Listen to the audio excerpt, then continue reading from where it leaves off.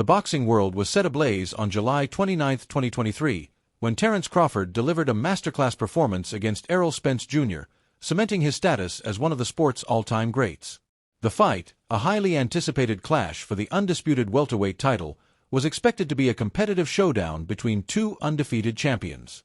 Instead, it became a showcase of Crawford's brilliance, as he systematically dismantled Spence in a way that left fans, analysts, and even casual observers in awe. Crawford's victory wasn't just a win, it was a statement, one that reverberated through the sport and sparked conversations about greatness, legacy, and the future of both fighters.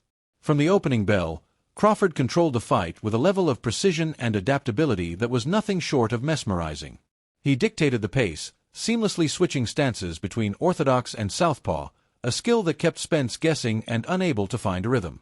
Crawford's defense was impeccable, slipping punches with ease while landing crisp, powerful hooks in close quarters that visibly rocked Spence. His ability to control the distance, manipulate angles, and exploit openings made it clear that he was operating on a different plane. The fight wasn't a back-and-forth battle, it was a one-sided display of dominance, culminating in a ninth-round technical knockout that saw Crawford claim the WBA, WBC, IBF, and WBO welterweight titles, becoming the first male boxer in the four-belt era to achieve undisputed status in two weight divisions. The magnitude of Crawford's performance wasn't lost on those watching. Joe Rogan, a prominent voice in combat sports, couldn't contain his admiration, describing the fight as magnificent and brilliant. He highlighted how Crawford's skill set was unmatched, emphasizing that even casual fans, drawn to one of the most watched boxing events in years, witnessed something special.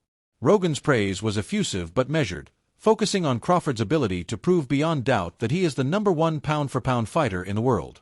Without directly criticizing Spence, Rogan's words elevated Crawford to a level that made the gap between the two fighters undeniable. It was a subtle but powerful way of acknowledging Crawford's greatness while underscoring the reality that Spence, despite his own accomplishments, was simply outclassed. Spence, a formidable champion in his own right, entered the fight with an unblemished record and a reputation as one of the best welterweights of his generation. His power, durability, and relentless pressure had carried him to victories over the likes of Kell Brook, Sean Porter, and Danny Garcia. But against Crawford, those attributes seemed to vanish. Spence struggled to land meaningful punches, his timing was off, and his usually sharp reflexes appeared dulled. The physical toll was evident, particularly to his eye, which suffered significant damage during the fight.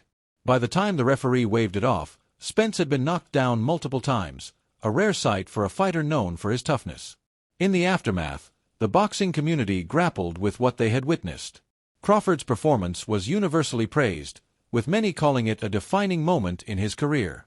Roy Jones Jr., a legend in the sport, spoke glowingly of Crawford's versatility and boxing IQ, noting his ability to switch stances and dominate in ways that few fighters can. Jones suggested that Crawford's potential extends beyond welterweight, pointing to a possible move to higher divisions, perhaps even a bold challenge against someone like Canelo Alvarez. For Jones, Crawford's skill set places him among the all-time greats, a sentiment echoed by many who watched him dismantle Spence with surgical precision. Yet, the conversation wasn't solely about Crawford's brilliance. Questions began to surface about Spence's preparation and lifestyle, particularly his well-documented struggles with alcohol.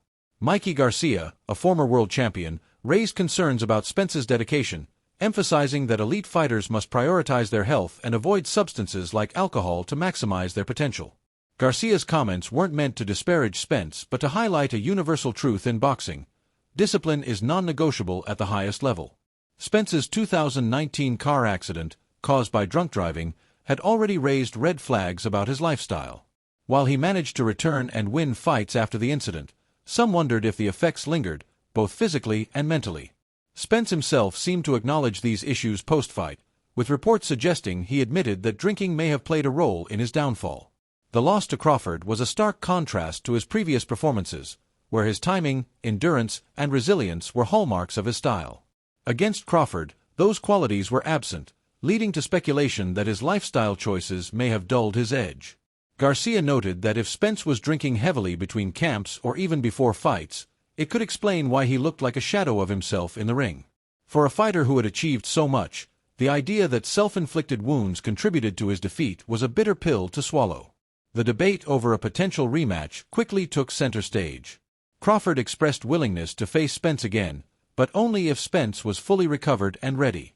The first fight had left Spence with significant physical damage, particularly to his eye, compounding concerns about his health given his past injuries. Showtime's Steven Espinoza addressed the issue of weight, noting that while both fighters made the 147-pound welterweight limit for the first bout, Spence at 147 pounds, Crawford at 146.75 pounds, a rematch might require adjustments. Espinoza suggested that moving to the 154-pound light middleweight division could be healthier for Spence, given his struggles with weight and the physical toll of cutting to welterweight. The idea of Crawford choosing the weight class was floated, but Espinoza clarified that weight shouldn't be an excuse to avoid the fight, though fairness and health considerations must guide negotiations. Spence's comments about the rematch added another layer to the narrative. He suggested that Crawford should face bigger challenges, like Canelo Alvarez, before a second fight, implying that Crawford still had something to prove. This struck some as an attempt to shift the focus away from his own loss, as if Crawford's dominance over him wasn't proof enough of his greatness. Before their fight, Spence was seen as Crawford's ultimate test, the one hurdle left to clear for undisputed supremacy. Now, with that hurdle emphatically cleared, Spence's call for Crawford to chase other challenges felt like a way to avoid confronting the reality of their encounter. Crawford, for his part, remained unfazed, confident in his abilities and open to any challenge, whether it be a rematch or a move-up in weight. The first fight's one-sided nature raised questions about whether a rematch was even necessary. Some fans and analysts argued that Crawford's victory was so decisive that a second bout might not be competitive, especially if Spence wasn't at his peak. The physical and mental toll of the loss, combined with Spence's history of injuries, led to concerns that another beating could jeopardize his long-term health. Boxing is a brutal sport, and the cumulative effects of head trauma are well documented. For a fighter like Spence, who had already survived a near-fatal car accident and now faced questions about his discipline, the risks of rushing into a rematch were significant. Others, however, saw a rematch as an opportunity for redemption. Spence's immediate call for a fight at 154 pounds suggested he no longer believed he could comfortably make welterweight, a sign that he was prioritizing his health and comfort over titles. His lack of emphasis on reclaiming the belts or achieving undisputed status indicated a shift in mindset. Winning, not legacy, was now the goal. Fans eager to see Spence return to form argued that a fully healthy and focused version of him could make the rematch more competitive, answering the questions left unresolved by the first fight. The anticipation for a second showdown remained high, fueled by the belief that both fighters at their best could deliver a classic.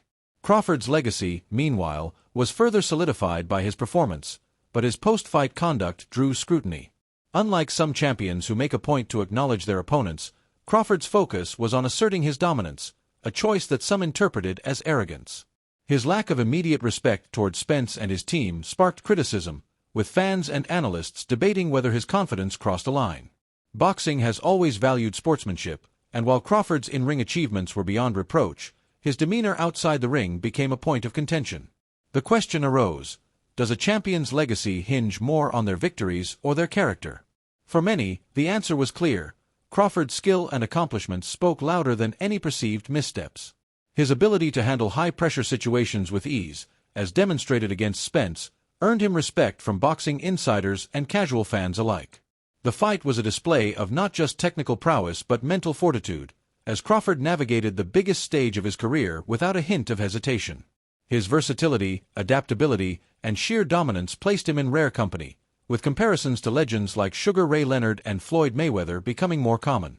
As the dust settled, the paths forward for both fighters came into focus.